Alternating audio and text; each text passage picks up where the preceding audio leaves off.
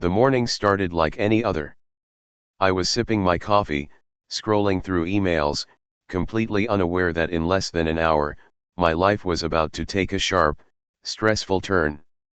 A loud, insistent knock at my front door shattered the calm. Normally, I'd ignore a simple knock, but something about the force behind it made me uneasy. I opened the door to see two HOA representatives standing there, clipboards in hand, their expressions unusually stern. Before I could even greet them, one of them spoke, "We're here regarding multiple violations on your property. The fines total $5,000, and we need payment immediately." My heart sank. $5,000? For what exactly? I had meticulously followed every HOA rule, mowing the lawn on schedule, maintaining the property, and never once receiving a complaint. This made no sense. I asked for clarification, but they were vague, mentioning violations without specifics. Their tone was firm, almost accusatory, like they had come prepared for resistance. I could feel the tension building. This wasn't just a simple misunderstanding, it felt personal, targeted, and unjust. They handed me a document with the fine details, and as I scanned it, I noticed minor infractions that were either outdated or completely fabricated. My stomach churned. I realized immediately that I couldn't handle this passively. Paying $5,000 for things I didn't even do was not an option.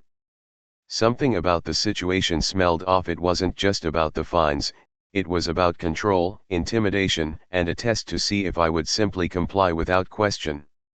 I had seen this pattern before: neighbors bullied into submission over technicalities, leaving them frustrated and defeated. But not me. I was determined to respond strategically. Calmly, I thanked them for their visit and told them I would review the documents thoroughly. Inside, I was furious, but outwardly, I maintained composure. The moment they left, I started digging into my property records, HOA guidelines, and previous notices. Everything was documented meticulously, and as I compared notes, it became clear, these fines were completely unjustified. At that moment, I made a decision: I wasn't going to let this slide. This was going to be a battle, but not an emotional, reactionary one. I needed evidence, I needed witnesses, and most importantly, I needed a plan that would protect me and expose the overreach. After the HOA representatives left, I felt a mixture of anger, disbelief, and determination. Sitting at my desk, I spread out every document I had relating to my property: past HOA notices, receipts, emails, and photographs. Each item was carefully organized in a folder I had maintained for years. It was tedious work, but I knew that if I wanted to fight these unjust fines, I had to be thorough. There would be no half measures, no guesses, only facts. I started by comparing the violations listed on the fine notice against my own records. One by one, I checked off discrepancies. There was the notice for overgrown hedges, which had already been trimmed 2 weeks prior. Another claim was improper fence maintenance, but my receipts clearly showed repairs were completed last month by a licensed contractor. Every supposed violation had evidence against it, and it quickly became obvious: the HOA either hadn't done their homework, or they were deliberately trying to intimidate me. Next, I reached out to a few neighbors who had faced similar penalties in the past.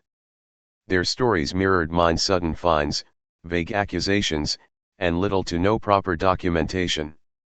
Some admitted they had simply paid to avoid confrontation, but I had no intention of being bullied. These conversations were invaluable. I not only confirmed that the fines were part of a pattern, but also began to assemble witnesses who could support my case if it escalated further. Feeling more empowered, I decided to document everything meticulously. I created a timeline of events: each notice, each email, each interaction.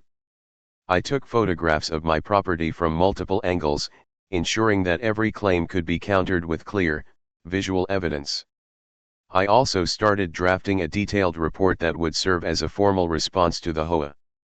My goal was not just to dispute the fines but to expose their flawed processes and show that I was prepared, organized, and unwavering. But even with all this preparation, a part of me knew I couldn't underestimate the HOA. They had power, rules, and resources on their side. I needed to be strategic, knowing exactly how and when to respond. Rushing in with emotion could cost me credibility. Calmly, methodically, and with absolute precision I would turn their attempt at intimidation into a clear victory. By the end of the day, I had a complete file ready. It felt good, almost like armor, knowing I was prepared for whatever came next. Little did I know, this careful groundwork would be the key to the shocking confrontation that would follow and eventually make the story go viral. With my meticulously prepared files, I decided it was time to take the first official step.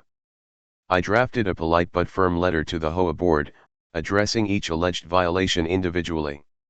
For the overgrown hedges, I attached the photographs showing they had been trimmed weeks prior. For the fence maintenance claim, I included the receipts from the licensed contractor.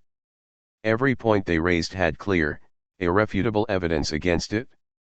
I also cited specific HOA rules and regulations to show that the board had misapplied their own standards. The letter was professional, composed, and precise, nothing emotional, no angry accusations, only facts. My goal was to make it impossible for them to ignore or dismiss my case. After sending the letter, I expected a delay. But within 24 hours, I received a response requesting a formal meeting. The tone of the email was slightly more cautious, almost defensive. It was clear that my organized presentation had already unsettled them. I realized that I had shifted the dynamic. No longer was this a one-sided intimidation, but a situation where I held power through evidence. Before the meeting, I reviewed my strategy carefully. I would remain calm, present facts, and avoid getting baited into emotional arguments. I also prepared a few allies to speak on my behalf, neighbors who had experienced similar harassment, and one local lawyer familiar with HOA disputes. My goal wasn't just to contest the fines, but to expose the overreach and ensure accountability. When the day of the meeting arrived, I noticed the shift immediately. The board members were no longer the confident, imposing figures who had shown up at my door. They were tense, flipping through their own documentation as I calmly countered every point with evidence. By the end of the meeting, it was clear, my preparation had turned the tables. I hadn't just defended myself, I had shown that I couldn't be intimidated. Little did I know, this was only the beginning. The story of my preparation and strategic stand would soon spread beyond the community, capturing attention online and drawing viewers into a dramatic narrative of persistence and clever problem solving.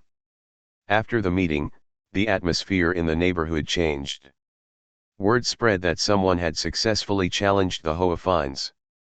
I received subtle glances from some board members and whispers of dissatisfaction. Despite my calm approach, it was evident that they weren't ready to concede. A week later, I received another notice, but this time, it wasn't just a fine. The HOA attempted to levy additional penalties and threatened legal action. They also tried to question the validity of my documents. My heart sank momentarily, but only because I knew how petty their tactics could get.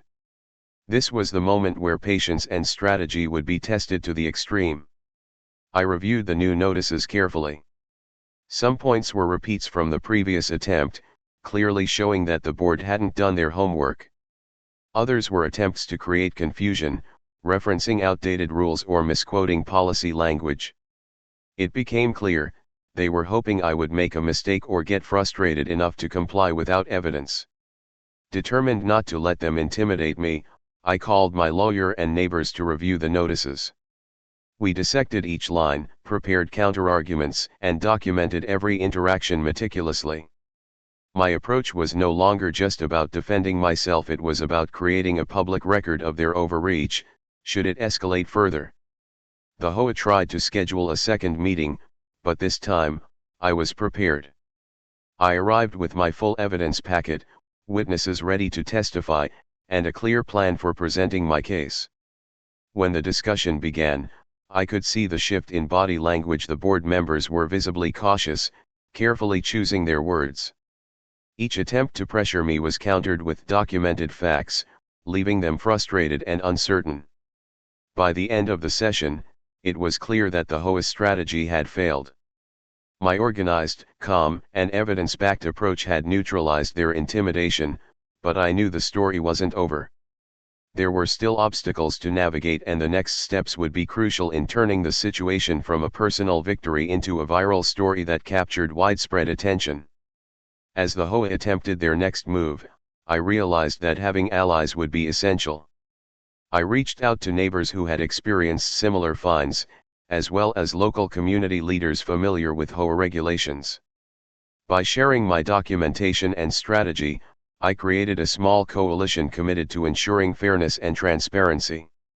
We organized a meeting to discuss collective experiences with the HOA. Each neighbor shared their story of unfair fines, intimidation, or vague accusations. As we spoke, it became clear that this wasn't just about me, it was about systemic issues within the board's operations. The more stories we collected, the stronger our position became. I also documented each meeting, compiling everything into a comprehensive record. This would serve as evidence in case the HOA escalated to legal action. Additionally, I began preparing a narrative that could eventually be shared publicly, showing the process of standing up to unjust fines with calm, methodical action. The HOA, unaware of the coalition forming against them, continued their usual tactics, sending notices, vague threats, and even subtle attempts to intimidate neighbors into silence. But our preparation and documentation neutralized their influence. With each passing day, I gained confidence, knowing that the outcome would hinge not on emotion, but on facts, strategy, and perseverance. By the end of this phase, I felt empowered. The fines were no longer just a personal challenge, they were an opportunity to expose a flawed system, protect myself legally, and share a story of resilience. I was ready to take the next step. When the day arrived to present our collected evidence to the HOA, tension was high. I had organized every document, photograph, and witness testimony to present a clear, undeniable case. The board entered the room with confident expressions, but as I started presenting, it quickly became apparent they had underestimated the preparation. I calmly laid out each violation, countering every claim with precise dates, receipts, and photographs. Witnesses corroborated key points, confirming timelines, and debunking misleading claims. The HOA members attempted to interrupt or question details, but each point was preemptively addressed with documentation. By mid-presentation, the atmosphere had shifted completely. What began as an intimidating showdown became a demonstration of accountability and transparency. The board could no longer maintain the facade of authority without evidence. They had been thoroughly outmaneuvered. As the meeting concluded, one board member whispered to another, clearly frustrated. I remained composed, knowing that this was the moment where justice had been clearly demonstrated.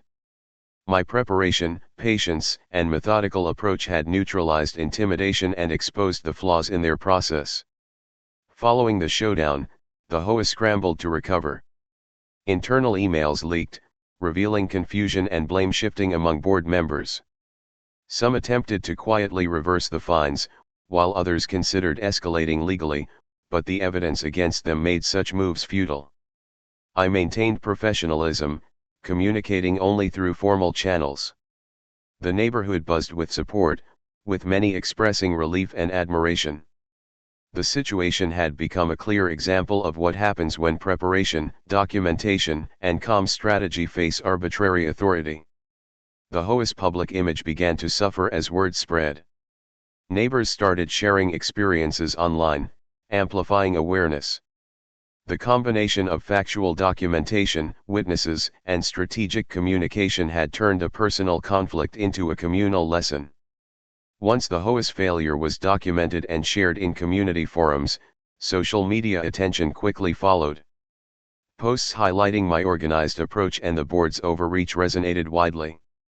Comments poured in, with viewers expressing shock, support, and admiration. Local news outlets picked up the story, framing it as a case of an empowered resident challenging bureaucratic authority. My careful documentation and calm strategy made the story credible and engaging, and soon the tale spread beyond the neighborhood. The HOA ultimately dropped all fines, issued formal apologies, and promised to review internal procedures to prevent similar conflicts. The experience reinforced the importance of preparation, documentation, and strategic thinking. My story became an example of how one person can stand up against unjust authority without resorting to anger or rash actions. Through persistence, calm, and evidence, a potentially stressful ordeal transformed into a lesson for both the community and viewers online. The story went viral, inspiring others to challenge unfair practices thoughtfully and strategically. After the story started gaining attention online, something incredible happened. The neighborhood rallied in support. Messages poured in from residents who had been silently enduring similar HOA overreach. People shared their own experiences, validating my approach and providing additional anecdotes that highlighted a pattern of questionable fines and intimidation tactics. I realized that this was no longer just about me, it had become a community issue. Using the momentum, I organized a small neighborhood meeting to discuss how to prevent future abuses. We outlined strategies for documentation, proper reporting, and collective communication with the HOA. For the first time, many neighbors felt empowered, seeing firsthand that standing up methodically could yield real results. In addition to local support, I also reached out to a few HOA experts and community advocacy groups. Their advice was invaluable. They reviewed my approach, suggesting additional steps to formalize our collective strategy. I made sure every action was documented and communicated professionally, maintaining the same calm and precise tone that had already won me credibility with some members of the HOA board. Meanwhile, the HOA tried to regain control of the narrative. Emails, vague threats, and attempts to delay were still ongoing, but they faced a unified front. They had underestimated the impact of an organized, informed community. Social media posts amplifying the story further pressured the board to act responsibly. Their power was waning as transparency and evidence took the lead. By the end of this chapter of the story, it was clear that community solidarity had become one of the strongest tools. Not only had my initial preparation and strategy exposed the flaws in the HOA's approach, but the collective voice of the residents ensured accountability moving forward. The story was no longer just a personal victory, it had become a blueprint for others facing similar challenges. Feeling the pressure from growing attention and a united community, the HOA made one final attempt to assert control. They proposed new, obscure rules and tried to retroactively justify past fines. Official letters arrived, carefully worded to intimidate. Their strategy was subtle, but the intention was clear. They hoped that fear or confusion would force compliance. I approached this calmly, reviewing every new document and cross-referencing it with existing laws, HOA guidelines, and our documented evidence. I also circulated the letters to neighbors and advocacy groups, ensuring transparency and collective awareness. Their attempt at secrecy failed instantly. Our coalition had become a well-informed network that anticipated every possible tactic. In the final board meeting, the HOA presented their new rules, expecting resistance. Instead, they encountered precise counters, documented evidence of violations that never occurred, legal interpretations of guidelines, and community testimony highlighting systemic issues. Each attempt to intimidate was neutralized. Even their allies within the board began to question the validity of these moves. It became evident that the HOA's power had eroded. Their attempts to create fear and control the narrative were now publicly documented failures. By maintaining a calm, structured, and evidence-based approach, the residents had turned what could have been a stressful ordeal into a demonstration of accountability and fairness. By the end of this confrontation, the HOA conceded. No new fines would be levied, and internal processes were pledged to be reviewed and corrected. the community had successfully transformed a potentially oppressive situation into a victory that strengthened their collective voice. With the HOA finally conceding, the sense of relief throughout the neighborhood was palpable.